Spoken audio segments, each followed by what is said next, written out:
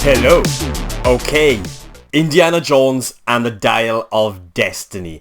I'm a big fan of the Indiana Jones movies. I love those original three: Raiders of the Lost Ark, Temple of Doom, and The Last Crusade. Just love them.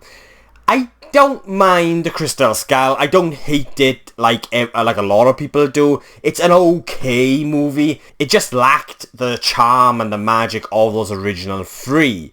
So, The Dial of Destiny, directed by a James Mangold. Some of you might know him from directing the very good Logan. He also directed, I believe it was one of his first movies, Copland, a film that I really like and has Sylvester Stallone's best performance as far as I'm concerned. He is absolutely great in that movie. So yeah, James Mangold brings us the latest Indiana Jones film. And I'm just going to compare Dial of Destiny a little bit to Logan, because for me it has a similar vibe. I felt like James Mangold was attempting something similar here with Indy's story to what they did with Logan, which is, you've got this hero that's coming out of retirement, he's older, coming towards the end of his life, and you've got a lot of these questions like about purpose and meaning in life and all of that, and I really liked that. I really liked how they sort of approached Indiana Jones at this point in his life. You've got Harrison Ford, he's no spring chicken anymore, and they really kind of lean into that and they play into that, and that's one aspect that really allowed this film to work. At the same time, they don't really get bogged down by it, because they still want, this movie to have that very fun, good old-fashioned adventure feel to it. And you know what? They achieved that. This movie, for me, watching it was like being a kid again, watching the Temple of Doom, The Last Crusade, Raiders of the Lost Ark. For me, it achieved it. It felt like an Indiana Jones movie. It felt like a good old fun adventure, and I was immersed. I really had a good time with this film.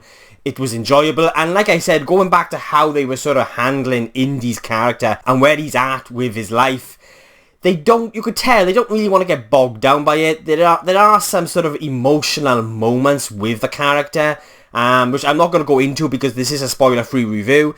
They're not really heavy-handed with it. It's not bogged down by it. They want to keep that indie feel, and I feel that, and some people don't get it, but for me, it did. It felt like an Indiana Jones film, directed by James Mangold, and I think he does a fantastic job at directing this film. I just really dug how this movie was crafted, and I think one of the aspects of why it really worked for me was, like I said, just the way in which James Mangold told this story and just brought everything to life. You could see there's a clear attempt at using as much practical effects as possible. Don't get me wrong, there's still a lot of CGI here, but they try and use as much practical as possible, and a lot of that is evident in a lot of the action scenes, which I found very thrilling, very fun, and I was just grinning throughout them. One of those scenes, for example, involving the tuk-tuks, they did release, I think, a clip of it online, but just the way in which that scene is shot, there are so many moments where within the frame you can see that it's, they're actually doing the stunts for themselves, and it's all real, it's all in camera, and I just fucking love that when directors and artists just decide to really make it as real as possible. And yeah, I just really appreciated the sort of the craft behind this movie and how they brought everything to life. And by just using as much practical effects as possible, creates a much more immersive experience. And when it comes to the CGI is pretty good, and the de-aging when it comes to Harrison Ford, it's not a spoiler, it's in the trailers, but it's some of the best de-aging I've seen in film. But at the same time, you can still tell that it's CGI, and it does kind of take you out a little bit, but because of the way in which the action plays out and just the way in which the action is crafted, and it is so much fun, you kind of just go along with it in the end. But yeah, for me, when it just comes to this whole de-aging sort of thing, it kind of loses the authenticity that I'm looking for to really just keep you immersed into the movie. And as good as I thought it was, it kind of still just knocks you out a little bit. But like I said, the opening 10 to 15 minutes of this movie is so much fun. I had a really good time. And you can tell a lot of the time they're on location as well, which just really helps with that immersion. The humour, The classic indie humour is also very much running throughout this movie, and it doesn't feel forced. When I say that this movie feels like an Indiana Jones movie, that is every aspect of it. Even though, yes, you've got a much older Indy year, it still retains that humour and the magic and the charm of those original movies, but it doesn't feel like James Mangold is just imitating Steven Spielberg. It feels natural, it feels organic, and none of it feels forced, and it had me smiling so many times, especially when it came to the humour, because they nailed it. Now let's talk about that third act. A lot of people have said or have mentioned that it's bonkers, it's wild, it's going to be divisive among fans. And you know what? It is.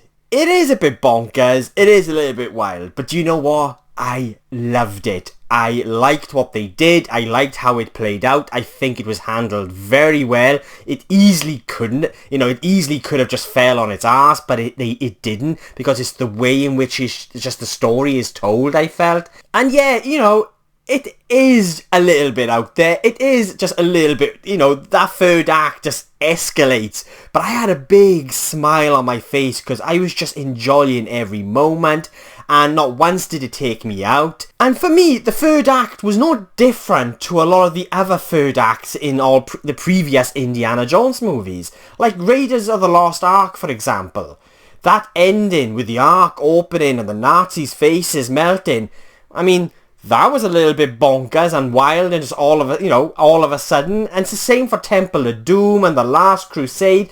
They all have that moment which just goes completely like, fuck, what the hell? What the hell happened? So for me, it wasn't really completely out of nowhere, and it wasn't perhaps as wild as people were making it out to be. I actually thought it fitted into the Indiana Jones universe and what you're sort of used to with these movies. For me anyway, personally. And I just thought, it easily could have gone south. I just feel like the way in which it was handled by James Mangold, it worked, and I really liked it. And they made some choices when it comes to the character and the decisions and the motives that I just felt like worked and just felt right. Now, there is one thing that I felt like Dial of Destiny and The Crystal Skull both lacked. For me personally, Dial of Destiny, by the way, is a much better and enjoyable movie than Crystal Skull. I'll be honest with you, I don't think Steven Spielberg was really in it when he was directing that movie, when he was creating that movie. Dial of Destiny for me is a much better movie, but it's still lacking a moment. And that is, every Indiana Jones movie has this iconic, classic moment, whether it be the boulder scene in Raiders of the Lost Ark, or the minecart scene in Temple of Doom, which is a fucking amazing scene. And for me, both Crystal Skull and Dial of Destiny really lack, I felt, that one classic moment which you'll go away and go, wow, it's just going to be sort of burnt into your brain because of how fucking amazing it is and that. And I suppose, yeah, it does have that third act to kind of make up for that. But at the same time, as fun and as exciting and as well crafted the action is within this movie, I did kind of miss that moment which would really make me go, wow, like how did they do that? Or, just one of those moments like I've just previously mentioned. I just felt like it lacked that moment. But again, it did not take away from my overall enjoyment. I was very much immersed into this movie. I enjoyed it from start to end. I think it was a very well-made movie. It's not a perfect movie. It does have flaws, but were those flaws enough to really disconnect me from the experience? It wasn't. It felt like an Indiana Jones movie. I want to go and see this again. I really, really enjoyed it.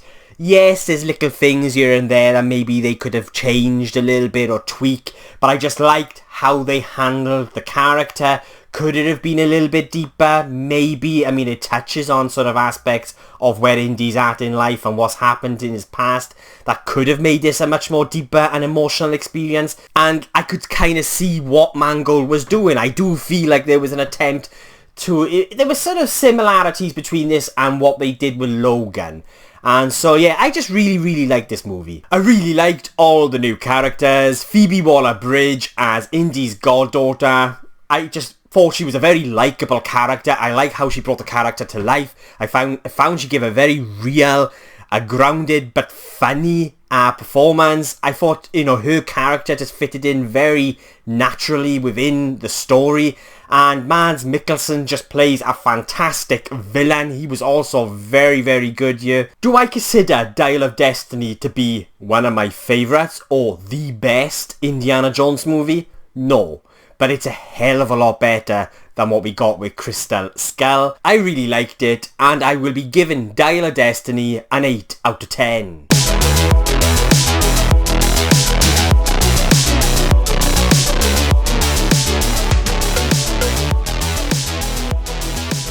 What did you guys think? Please let me know in the comments below. Did you agree or disagree with me? What did you think? How did you feel about that third act? Please let me know and let's get a discussion going. And if you've made it this far into the video, thank you so much. I really do appreciate it.